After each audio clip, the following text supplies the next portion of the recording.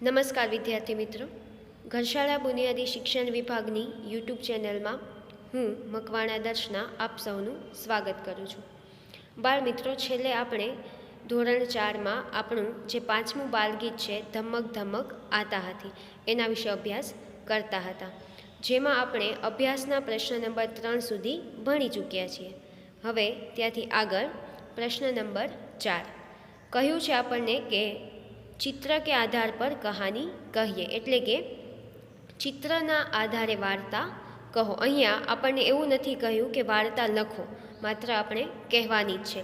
હવે સસલાની અને સિંહની વાર્તા તમે સૌએ સાંભળી જ હશે. આ ચિત્ર જુઓ ત્યાં તમને ખ્યાલ આવી જાય કે કદાચ આ વાર્તા એ જ હશે. બરાબર છે? તો અહીંથી હું તમને આ વાર્તા સંભળાવું છું. તમારે સૌએ ધ્યાનથી સાંભળવાની છે, લખવાની નથી, માત્ર સાંભળવાની છે. एक बड़ा सा जंगल था, उसमें एक शेर रहता था. वह हर रोज कई प्राणियों को मार डालता था. सब पशुओं ने शेर के समक्ष प्रस्ताव रखा, हम में से हर रोज एक प्राणी आपके आहार के लिए आएगा. હવે ચિત્રમાં તમે જુઓ તો એક સરસ મજાનું જંગલ દેખાય છે, જેમાં ઘણા બધા પ્રાણીઓ રહે છે. સિંહ છે એ તો આપણને ખબર જ છે કે જંગલનો રાજા છે.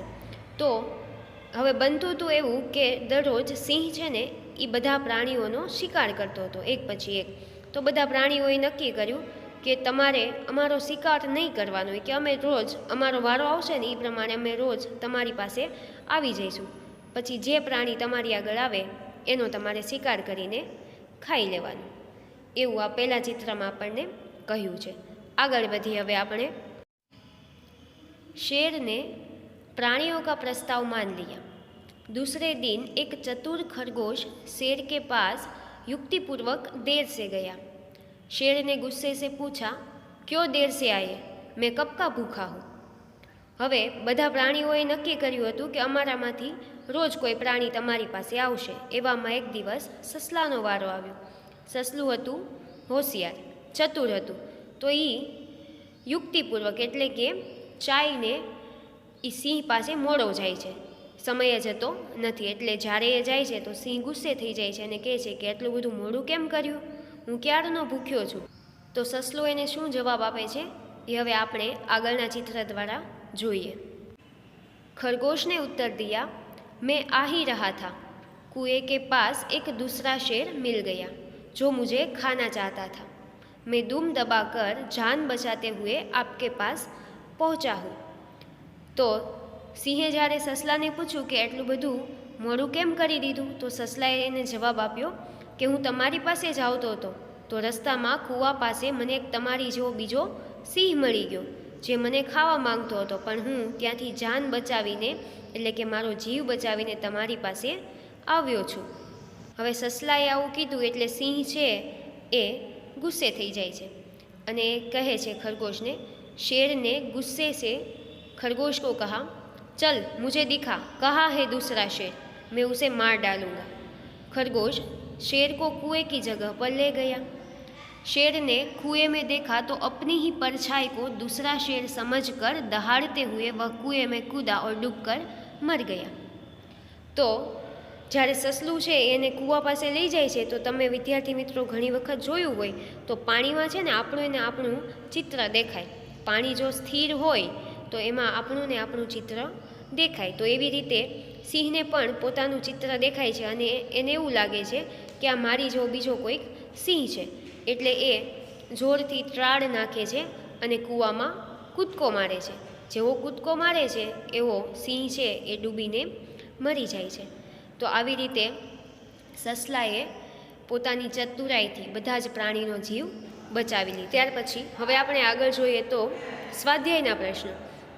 સ્વાધ્યાયનો પહેલો પ્રશ્ન એવો છે, પ્રશ્નો કે ઉત્તર દીજીએ, એટલે કે પ્રશ્નના ઉત્તર આપો. અહીંયા આપણને 4 પ્રશ્ન આપેલા છે. એક પછી એક પ્રશ્ન આપણે જોતા જઈએ. સાથે સાથે તમારે સૌએ સમજતું જવાનું છે અને તમારી બુકમાં લખતું પણ જવાનું છે. બુક તો નથી બનાવી આપણે, એટલે સાથે સાથે સ્વાધ્યાય પોથી. બરાબર છે. પ્રશ્ન નંબર 1, હાથી કિસ તરહ આતા હૈ, એટલે કે હાથી કઈ રીતે આવે છે. તો આપણે સૌએ જોયું એમ કે હાથી ધમક ધમક આતા હૈ.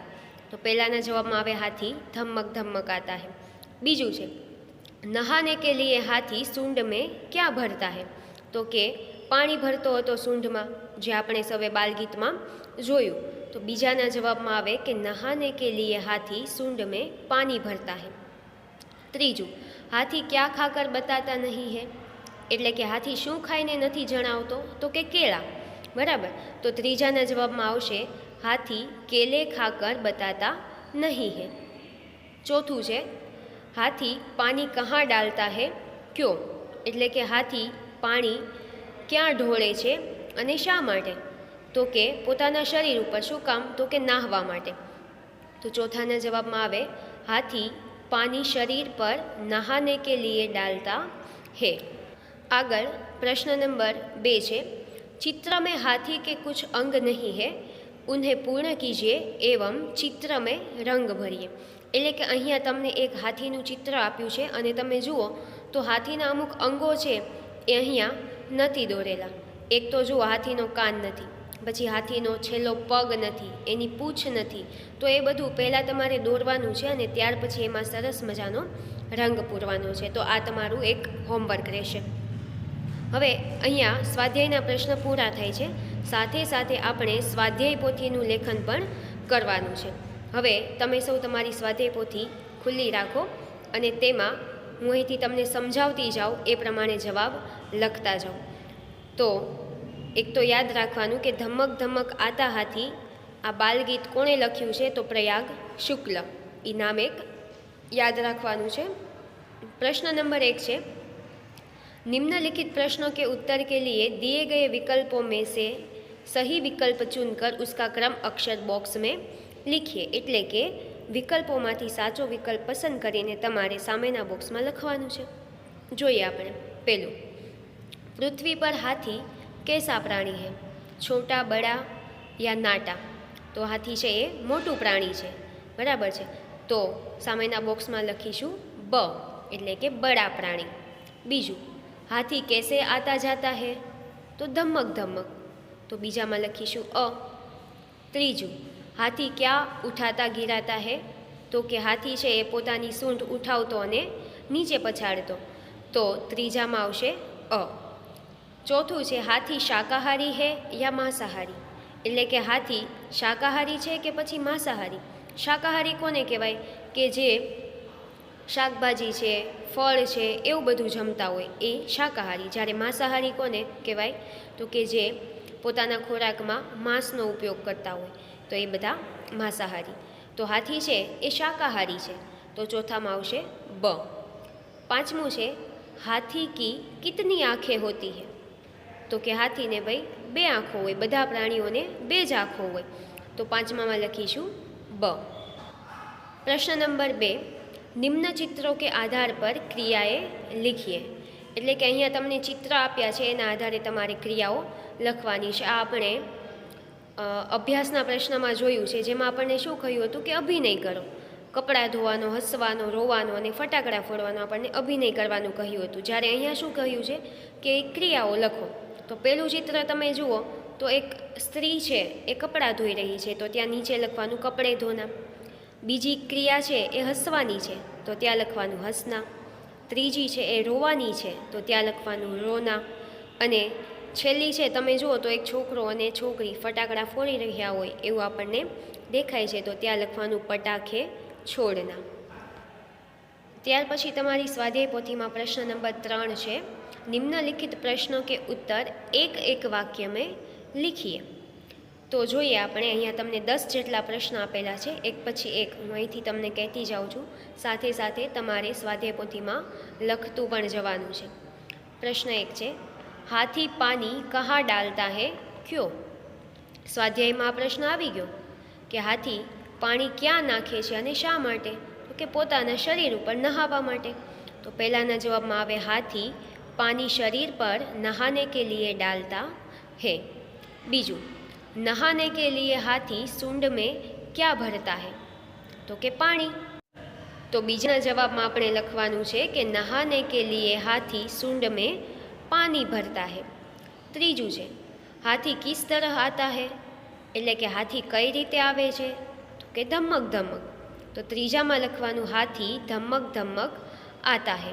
અહીંયા જવાબો મેં તમારી સામે લખેલા જ છે, તમારે સાથે સાથે તમારે સ્વાધ્યાય પોથીમાં પણ લખતું જવાનું છે, જેના કારણે આપણું સ્વાધ્યાય પોથીનું લેખન છે એ પણ પૂર્ણ થાય. આગળ પ્રશ્ન 4, હાથી ક્યાં ખાકર બતાતા નહીં હે? તો કે ભાઈ હાથી કેળા ખાઈને નહોતો જણાવતો, બરાબર છે. તો ચોથામાં લખવાનું હાથી કેલે ખાકર બતાતા નહીં હે. પાંચમું છે, હાથી ક્યાં ઉપર ઉઠાતા હે? તો એક એવી પંક્તિ આવી હતી ને કે અપની સૂંઢ ઉઠાતા હાથી, યાદ છે? હા, તો હાથી ઉપર શું ઉઠાવે? તો કે પોતાની સૂંઢ. તો પાંચમામાં લખવાનું હાથી સૂંઢ ઉપર ઉઠાતા હે. છઠ્ઠું છે, હાથી ક્યાં ઘુમાતા હે? તો શું? તો કે હાથી છે એ પોતાની સૂંઢ હલાવે અથવા તો ઘુમાવે, બરાબર છે. તો છઠ્ઠામાં લખવાનું હાથી સૂંઢ ઘુમાતા હે. અહીંયા મારે હિલાતા લખાઈ ગયું છે, તમારે ત્યાં લખવાનું છે ઘુમાતા. આગળ સાતમો પ્રશ્ન છે, હાથી કે પેર कैसे होते हैं? તો કે હાથીના પગ છે એ થાંભલા જેવા હોય, એટલે કે જાડા, આમ જાણે આમ થાંભલો ઊભો હોય ને એવું તમને લાગે. અને થાંભલાને હિન્દીમાં કહેવાય ખંભા, બરાબર છે. તો સાતમાના જવાબમાં લખવાનું છે કે હાથી કે પેર ખંભે જૈસે હોતે હે. આઠમું, હાથી કે કાન कैसे होते हैं? તો કે હાથીના કાન તમે જોયા હોય તો હાથીના કાન છે એ મોટા મોટા હોય, બરાબર. તો આઠમામાં તમારે લખવાનું હાથી કે કાન બડે હોતે હે. નવમું, હાથી कैसे चलता है? તો કે હાથી કેમ ચાલતો હતો? કે જોશભેર. તો એને હિન્દીમાં શું કહેવાય? ધમક ધમક. તો નવમામાં લખવાનું હાથી ધમક ધમક ચલતા હે. દસમું છે, હાથી ક્યાં નીચે ગિરાતા હે? એટલે કે હાથી શું નીચે પાડે છે? તો કે પોતાની સૂંઢ, બરાબર. તો દસમામાં તમારે લખવાનું કે હાથી અપની સૂંઢ નીચે ગિરાતા હે, અથવા તો હાથી સૂંઢ નીચે ગિરાતા હે. તો અહીંયા સ્વાધ્યાય પોથીમાં તમારે પ્રશ્ન નંબર 3 સુધીનું લેખન સુંદર અક્ષરે કરી નાખવાનું છે, અને ત્યાર પછી પ્રશ્ન નંબર 4થી લઈને પ્રશ્ન નંબર 8 સુધી હવે આપણે આપણા આગળના વિડીયોમાં ભણીશું. અને હા બાળ મિત્રો, આપણે 25 અને 26 2 તારીખ દરમિયાન અંગ્રેજી અને હિન્દી આ 2 વિષયની સામયિક કસોટી લેવાની છે. તો જેમાં અભ્યાસક્રમ તમે જોયો હશે કે હિન્દીમાં 1 થી 4 પાઠ સુધીનું તમને પૂછાવાનું છે. તો એ પ્રમાણે તમારી તૈયારી પણ હોવી જોઈએ કે 1 થી 4 પાઠમાંથી આપણને કંઈ પણ પ્રશ્ન પૂછે આપણને આવડવા જોઈએ. અને છતાં જો ન આવડે તો તમારે જ્યારે તમે યુનિટ ટેસ્ટના પેપર દેવા માટે શાળાએ આવો છો ત્યારે રૂબરૂમાં મને પૂછી શકો છો. જો તમને મારો આ વિડીયો પસંદ આવ્યો હોય તો તમે લાઈક કરો અને અમારી ચેનલને સબસ્ક્રાઈબ કરો. Okay, thank you.